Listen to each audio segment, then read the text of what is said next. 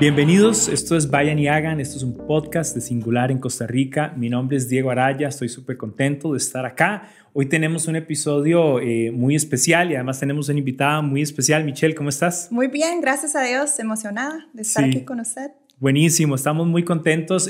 Como saben, estamos cerrando el año, literalmente cerrando el año. Hemos tenido un par de conversaciones muy interesantes en esta serie que hemos enfocado 3 episodios para hablar de nuestra reacción al COVID. Indagamos un poquito con Fabián la parte del individuo, cómo reaccionamos. Con el pastor Oscar también hablamos un poquito del contexto de iglesia y cómo fue la reacción y cómo fue sobrevivir y estar todavía en esto. Y hoy con Mitch vamos a enfocarnos en evaluar. ¿Cómo hace uno para evaluar y la importancia de evaluar el tiempo en general, pero en especial en momentos de crisis? Entonces, eso es lo que tenemos para esta conversación. Los invitamos a que estén con nosotros y presten mucha atención. Y yo nada más quiero reconocer que es para mí chivísima poder compartir este tiempo con Mitch. Somos amigos de hace mucho tiempo y servimos y colaboramos en el ministerio por muchos años. Entonces, es un gozo para mí tenerte acá, Mitch. Es buenísimo. Gracias. Michelle es la coordinadora estratégica del equipo ejecutivo de Singular a nivel global. Singular, como saben, es la organización que es la que nos está facilitando todos estos recursos y todo lo que venimos haciendo.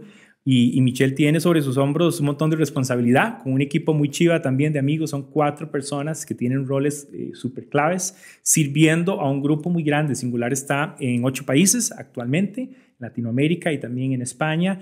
Y estamos hablando de 50 más de asociados ahorita y yo diría que cientos de voluntarios. Sí. Entonces, es muy emocionante. Y bueno, Michelle, comencemos con lo que queremos compartir.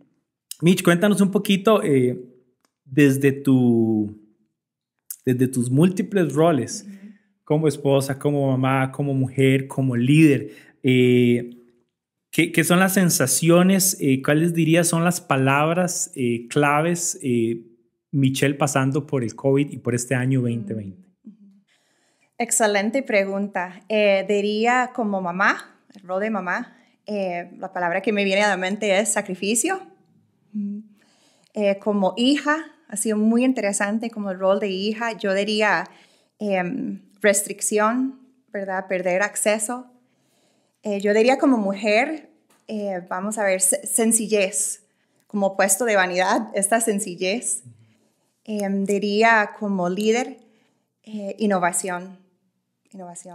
Sí. Ha sido curioso un año que a todos nos retó a cosas distintas. Sí. Y algunos por personalidad nos cuesta. A mí me cuesta el cambio, ¿verdad? Entonces, haciendo ese ejercicio también, yo en muchas áreas de mi vida lo que me sentía era incómodo como enfrentarme a la realidad y los retos que han surgido y siguen surgiendo además. Mitch, para vos, ¿cuál sería el punto? No sé si tienes un punto que podrías comentarnos como el punto más crítico. ¿Hubo un momento crítico que podrías contarnos un poquito en el que vos te diste cuenta de la crisis y ya tal vez dimensionaste el tamaño de la crisis y cómo lo superaste? ¿Cuál fue ese momento más crítico y cómo hizo Michelle para salir de ahí o moverse de ahí? Bueno, recordemos que el coronavirus llegó a Costa Rica a través de una norteamericana. Ahí por el 6 de marzo, yo recuerdo que yo quería esconderme y yo decía, todo el mundo me está viendo, no fui yo, ¿verdad? Entonces uno empezó a caer en esa realidad que esto nos estaba pasando aquí en Costa Rica. Yo creo que como momento crítico, recuerdo unos días después de que había llegado el coronavirus a Costa Rica, subí aquí al centro de multiplicación. Estábamos unos 10, 12 personas del equipo. Los llamé a todos, nos metimos, tú estabas ahí, nos metimos en una oficinita chiquitita y estábamos hombro a hombro. Hasta había personas del equipo de Singular en Chile.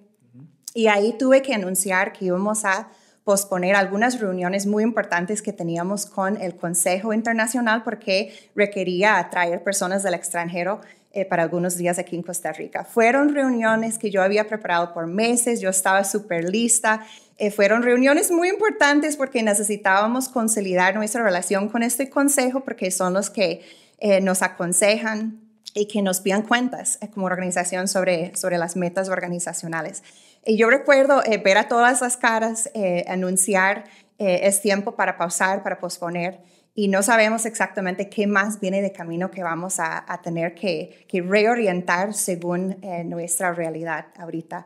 Recuerdo haber visto las caras y todos estábamos en shock, nos está pasando y ¿qué vamos a hacer? Entonces, de ahí recuerdo haber bajado de la montaña a recoger a mi hija de 8 años y hijo de 10 años de la escuela. Recuerdo que los mandaron a la casa ese día con todo el salveque, con todos los libros, pilots, goma, todo, y dijeron, van para la casa a estudiar en la casa por una semana. Y yo, ¿qué? ¿Una semana? Y esta semana, ¿verdad? Que empezó ese día, se convirtió en 33 semanas de clases virtuales.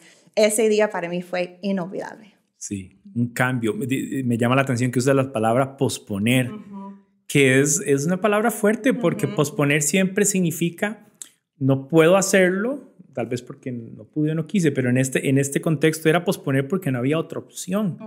Y a mí también conecta con mis momentos críticos de posponer. A mí yo creo que a todos nos cuesta posponer, porque si planeamos, la idea es llevar a cabo proyectos y llevar a cabo cosas. Y otra palabra que se me ocurre también ligado a lo que estás diciendo, en algún momento fue posponer.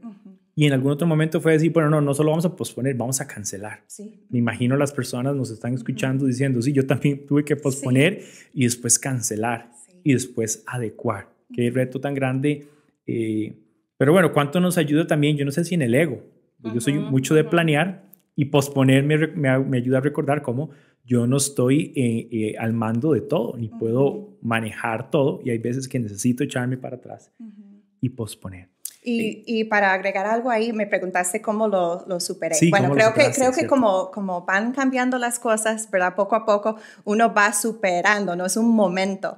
Pero yo pienso en soltar y innovar. Entonces, soltar, para mí, como dices, para mí es difícil. Yo tenía la caja lista para estas reuniones del Consejo Internacional. Yo tenía los regalitos de bienvenida, los gafetes, la agenda. Yo tenía todo eso en una caja. Esa caja, les confieso a todos, esa caja se quedó ahí en mi escritorio por semanas y yo no quería. ¿Dónde está ahora la caja?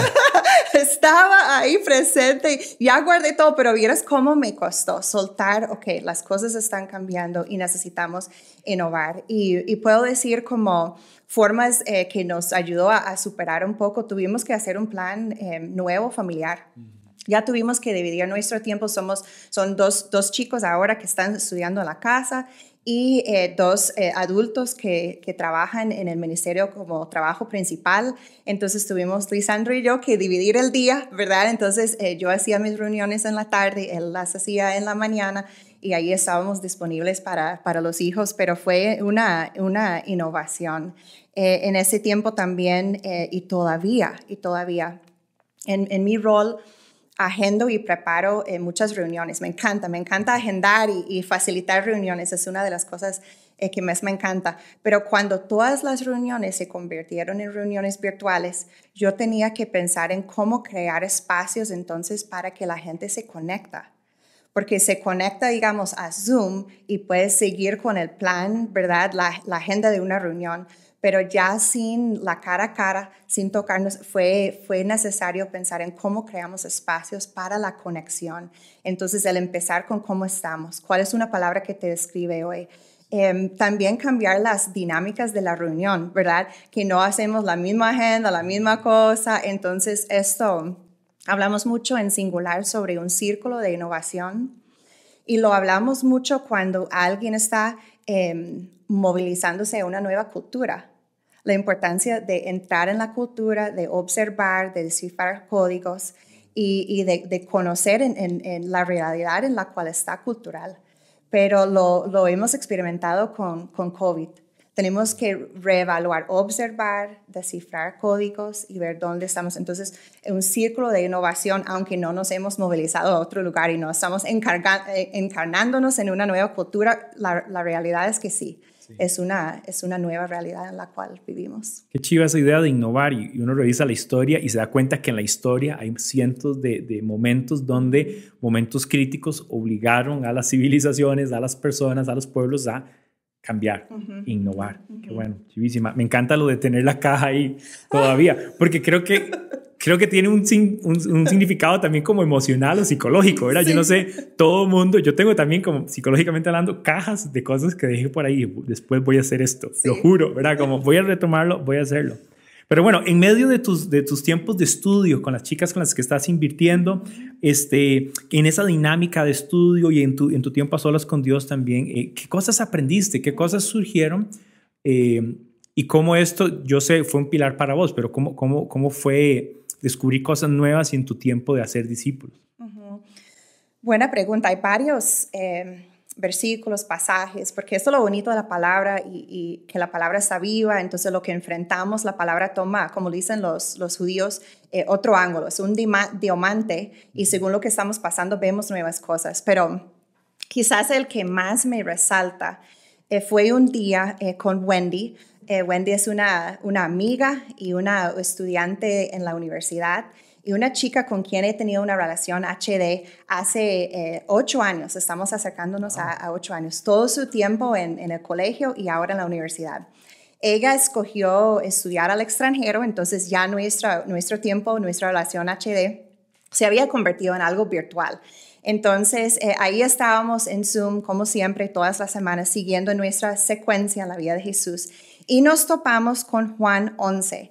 Y es un versículo, bueno, son 2 versículos, un momento muy breve en la vida de Jesús, donde casi no hay detalles. Y yo lo había estudiado, leído antes, pero por la pandemia, y por eso fue como ahí en abril, ¿verdad? Entrando en las cosas, nos cayó como con un vistazo, un ángulo completamente diferente, porque encontramos a Jesús con su vida en riesgo. Ya había, ya el clima política y el consejo se había reunido para ya matarlo, pero no era Pascua todavía.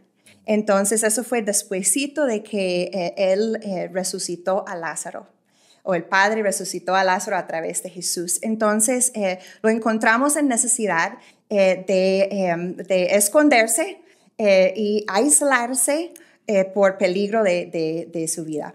Entonces el Padre le lleva a un retiro. Entonces el texto dice así, dice, así que desde ese día convinieron en quitarle la vida. Juan 11, 53, sigue 54. Por eso Jesús ya no andaba en público entre los judíos. Entonces ya cuando Wendy y yo leímos eso, como mira, Jesús tampoco pudo andar en público. Nosotros sabemos cómo es eso. Me parece, ¿y qué pasó? ¿Qué hizo? Entonces dice, se retiró a una región cercana al desierto. Y ahí yo recuerdo, quizás fue por la palabra el desierto, ¿verdad? Que me llevó a, otras veces cuando el Espíritu Santo le ha llevado a Jesús a un lugar específico. Aquí también vemos, el Espíritu Santo, porque sabemos que Jesús corre, camina, pausa, según el Espíritu. Lo lleva a una región a hacer un retiro y me acuerdo tanto de después de bautizarse que el Espíritu Santo lo llevó al desierto.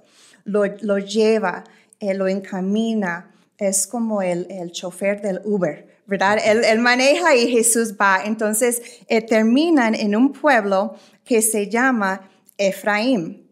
Busco antes, después, ¿qué más pasó en la vida de Jesús en Efraín? No tenemos nada ahí escrito. Pero lo que encontramos ahí es curioso. No sabemos qué enseñó Jesús. No sabemos qué oró Jesús. No sabemos exactamente qué hizo. Y a veces siento cuando no da detalles que puede ser un tiempo tan íntimo entre Jesús y Dios. Un tiempo entre ellos donde quizás en este punto están conversando sobre su muerte, que estamos a las semanas de su muerte, están conversando sobre lo que va a pasar, cómo lo va a enfrentar. Quizás el Padre quiere reafirmar en Jesús que es su Hijo y lo ama y está complacido con Él. No sé, no está escrito, pero me gusta pensar que fue íntimo y lindísimo entre ellos. Y esto me acordó y nos acordó a Wendy y a mí.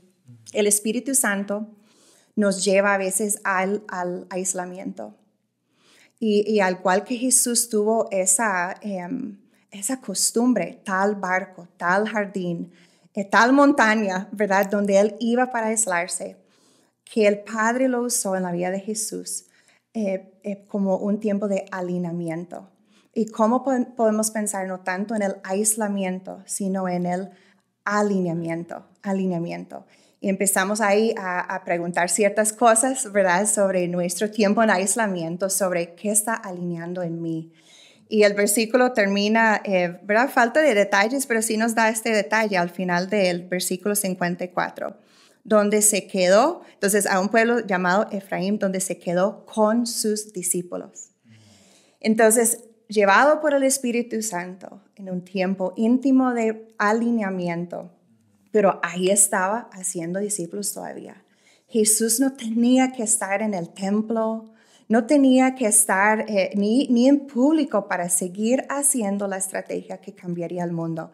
Y ahí encontramos a Jesús aún en aislamiento, alineamiento, ahí sigue haciendo discípulos y nos hizo, ¿verdad? El texto nos hizo la pregunta, ¿y ustedes qué van a hacer durante este tiempo de alineamiento? Wow, qué pregunta, buenísimo. Bueno, si quieren ver todo el estudio, pueden buscar la página de singular.org, donde pueden encontrar, bueno, hay muchísimos recursos, pero hay un menú principal en la parte de arriba a la derecha donde pueden accesar recursos que llamamos recursos COVID. Y bueno, tenemos el audio con Michelle contando y explicando todo el contexto, esta historia, la idea de aislamiento y alineamiento. Entonces queremos invitarlos, si quieren ver más en detalle lo que Michelle nos está contando aquí muy rápido, pueden ir a la página de singular.org. Pero Michelle, ¿qué podrías decirnos más para entender esta idea de escoger no aislamiento, pero escoger alineamiento? Alineamiento, ¿qué significa? ¿Qué podemos entender por alineamiento? ¿Alineamiento de qué o de quién o cómo? Sí, quizás lo resumiría yo y nos cuentas también lo que piensas tú, pero lo pienso, ¿qué quiere papi de mí? ¿Qué es su voluntad, su querer, su palpitar? ¿Qué está en su corazón sobre mí? Y lo haré. Y yo creo que parte de ese alineamiento que veo en la vida de Jesús, que he practicado en mi vida, requiere algunas cosas. Requiere retirarnos, salir de la rutina, buscar ese lugar en nuestra casa, este retiro de soledad durante unos días, este paseo a solas a la montaña, requiere una pausa en nuestra vida y requiere escuchar. Me encanta que nosotros tenemos un Dios que nos habla. Entonces estamos escuchando, entonces alineamiento requiere que yo, tema libre, ¿verdad? Es como tema libre. Yo le pregunto a Dios, ¿de qué me quieres hablar? ¿De qué me quieres hablar? Quiero escuchar y quiero alinearme a eso porque yo sé que me desvío. Yo sé que voy por todo lado y yo quiero caminar contigo en lo que tú quieres, en lo que está en tu corazón. Entonces, alíñame, pero necesito pausar, ¿verdad? Cuando digo pausar también digo apagar el celular. Eso es un hábito que a mí me cuesta, apagar el celular, apagar las pantallas, tener tiempo en silencio que me ayuda a que la voz de Él sea la voz con más volumen en mi vida. Entonces, con esto, yo creo que se levantan diferentes temas, ¿verdad? Que Él pone. Puede ser salud, puede ser manejo de finanzas. Puedo compartir de una manera muy vulnerable cómo se ha visto esto en mi vida y quizás este año y quizás así dar el reto al terminar este año de hacer esta pregunta. ¿Qué significa alineación en mi vida? Cuando yo he apartado a escuchar, a preguntar, ok, estoy en aislamiento, ¿qué quieres alinear en mi vida? Algunas cosas en este año han surgido. Una alrededor del tema de que siempre me ha gustado la moda, maquillarme, peinados, y por eso quizás dije sencillez como mujer este año. Porque la verdad es que levantarse y nada pasa, levantarse y poner la misma cosa todos los días porque estás en casa, poner mi pelo en un puño arriba de la cabeza, nada pasa. Y yo ahorré minutos de mi vida y minutos un día, después otro día, se convierten en horas. Ahorré horas de mi vida y wow. Yo necesito más minutos en mi vida y si tengo más minutos en mi vida, quiero pasarlos a los pies del Rabí.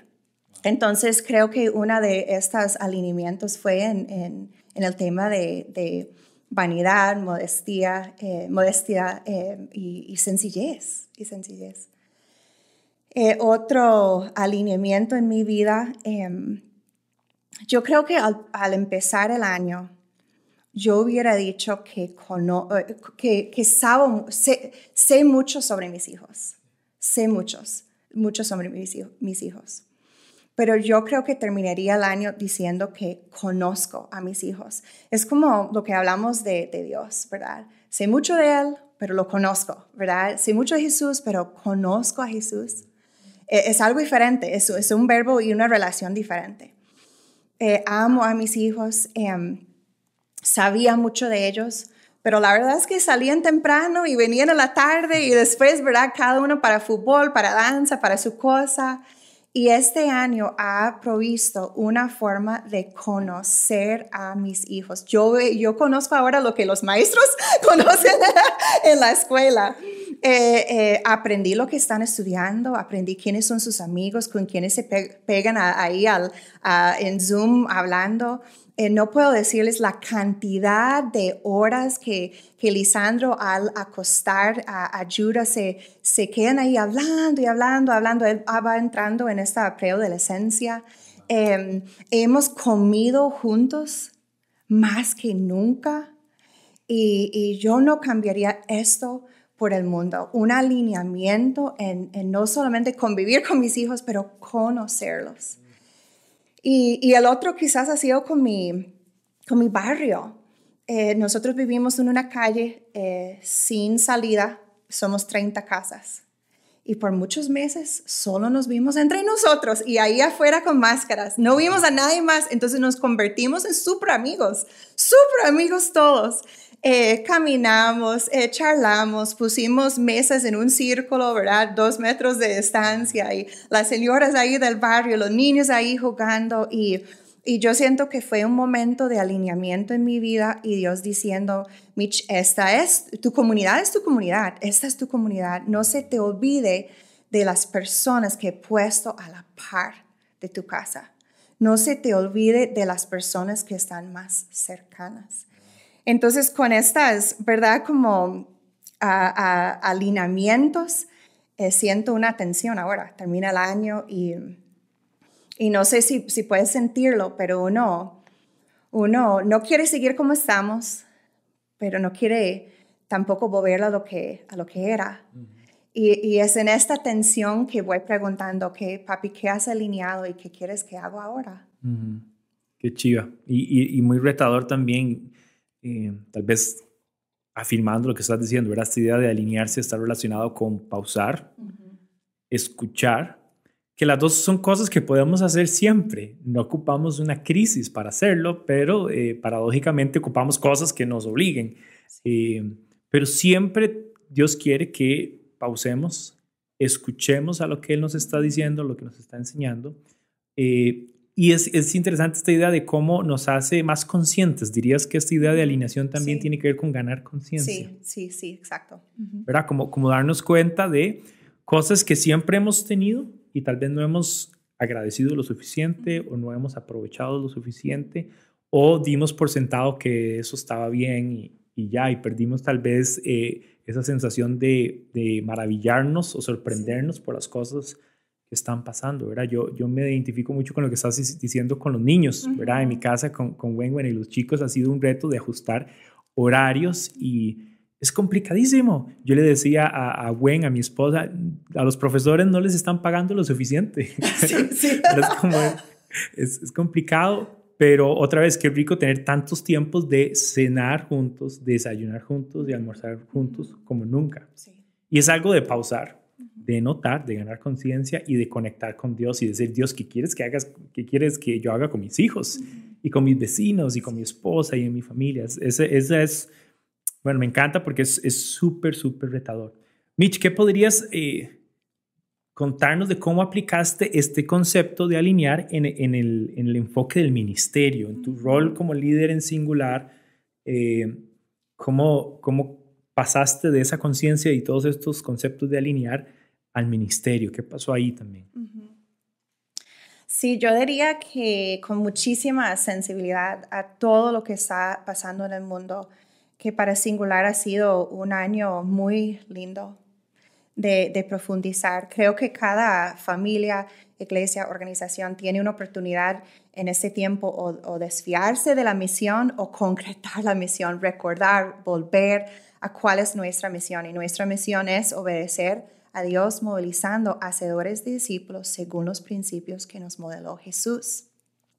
Y Singular en el año 2020 pudo movilizar más hacedores de discípulos. Tenemos 7 personas nuevas que han escogido que el ministerio es su trabajo principal y que trabajan con Singular. 7 personas durante una pandemia y 2 familias que han decidido hacer lo que yo llamo una mudanza estratégica. Vivían en un lugar, sentían tocar del Espíritu Santo de estratégicamente mudarse a formar movimientos de hacedores de discípulos en un nuevo lugar. Seguimos movilizando y yo creo que ha sido un gran ajá, como decimos a veces, darnos cuenta que la misión que Dios nos ha dado sigue en pandemia. Y me encantó, Luis Diego dijo en la última reunión de Singular en Costa Rica, dijo, Jesús sabía cuando dijo, vayan y hagan, que en 2020 iba a haber pandemia. Él sabía y no cambia nuestra misión. Y creo que como organización también nos ha hecho muy bien y nos ha encantado recordar que nuestra gran invitación no es una invitación a un evento, a unas reuniones, a una capacitación, sino invitar a las personas a estar a los pies del Rabí.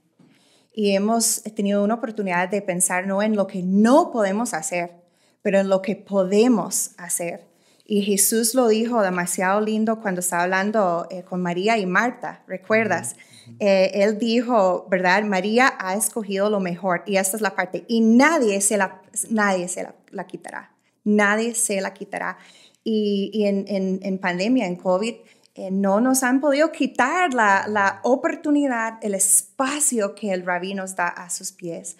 Y esto y también la oportunidad de hacer permear nuestra identidad ministerial en nuestros corazones y unirnos alrededor de la misión ha sido muy fructífero, muy activo, muy enriquecedor este año.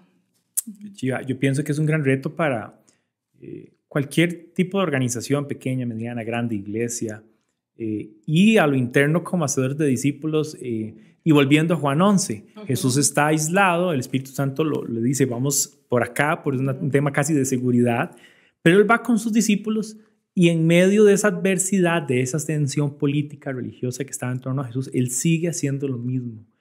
Y yo creo que como hijos de Dios, como hacedores de discípulos, como miembros de iglesia, como misioneros, tenemos que recordar el propósito, para que el propósito nos mantenga enfocados. Me encanta también que estás comentando la misión.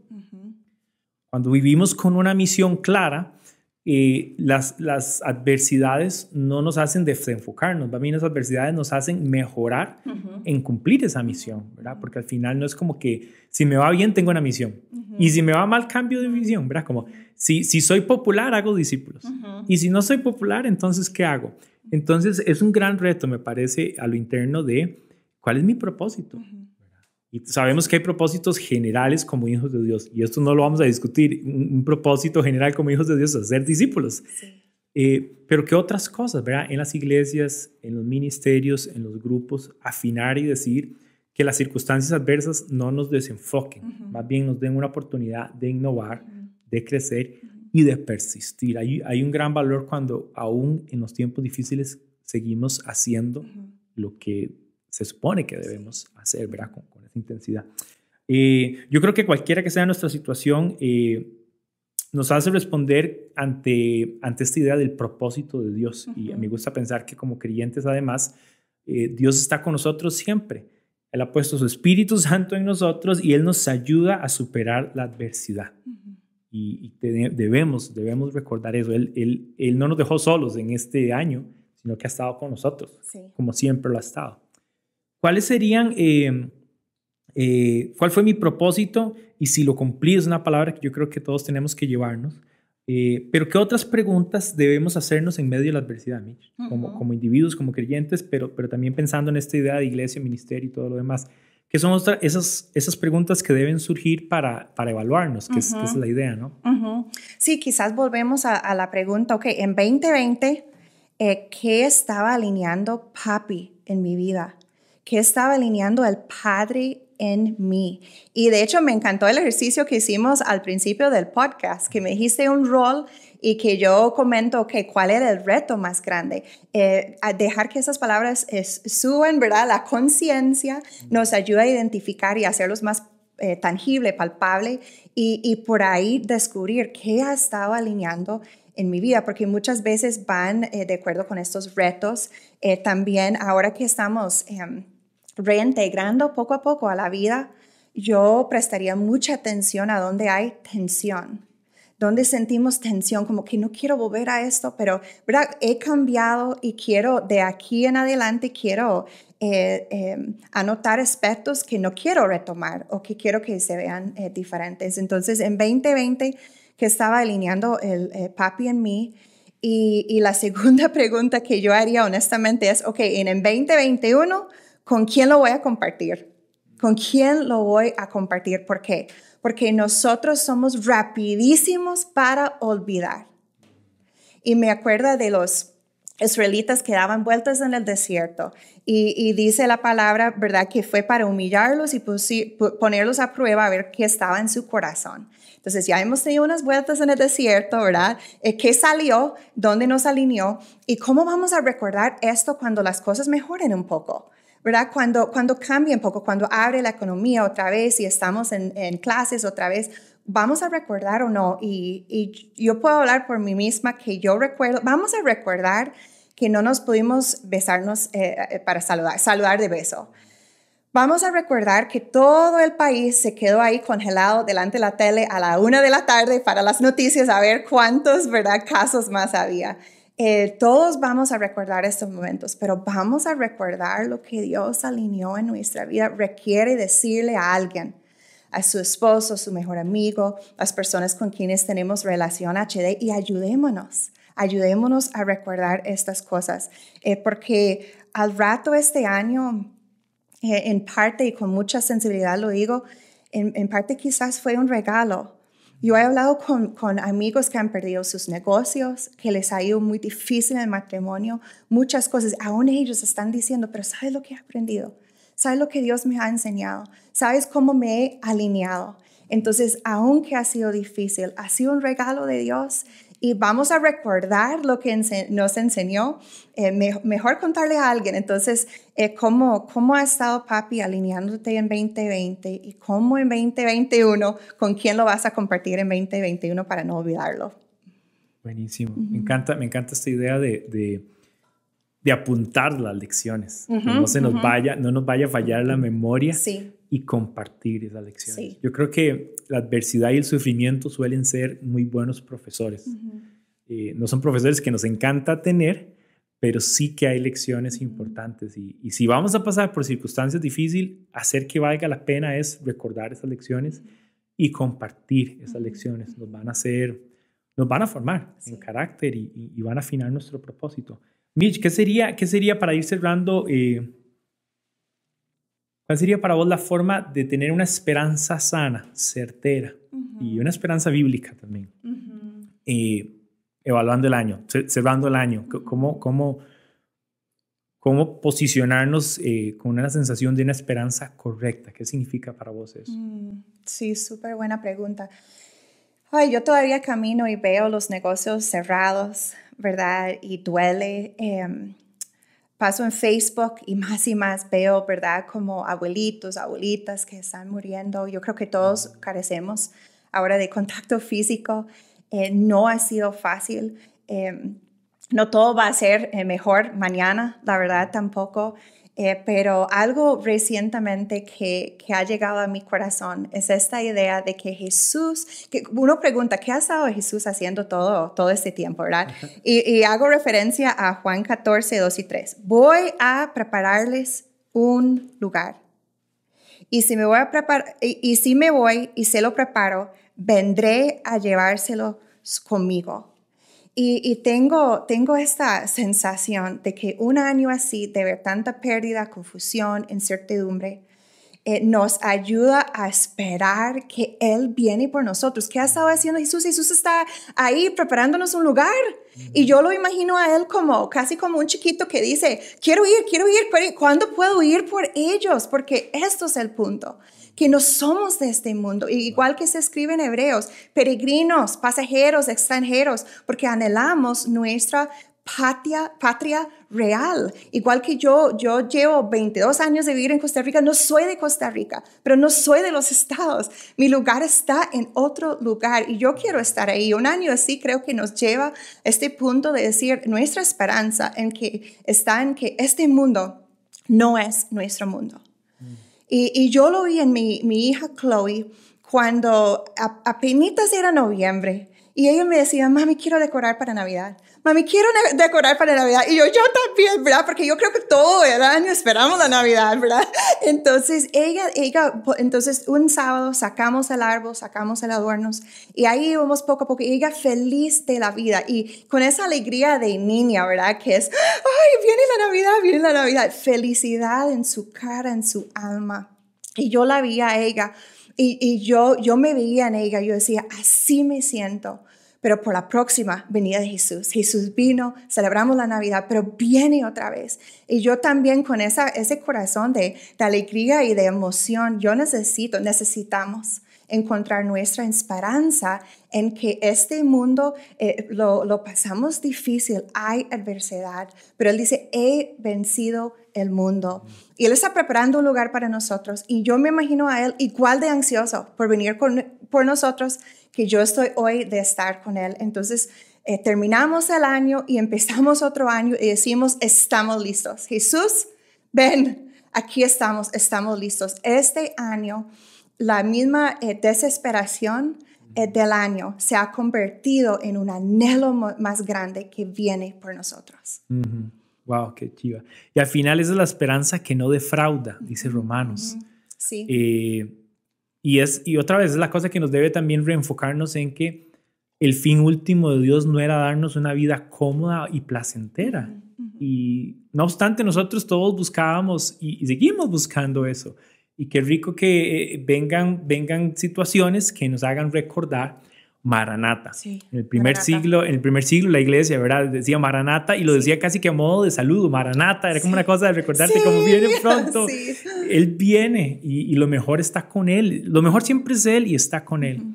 Y todo este tiempo nos ha ayudado a recordar, hay grandes cosas para los hijos de Dios en el sentido de que Él quiere reencontrarse con nosotros. Sí. Entonces me encanta eso. Para cerrar, Mitch, gracias por compartir este tiempito con nosotros.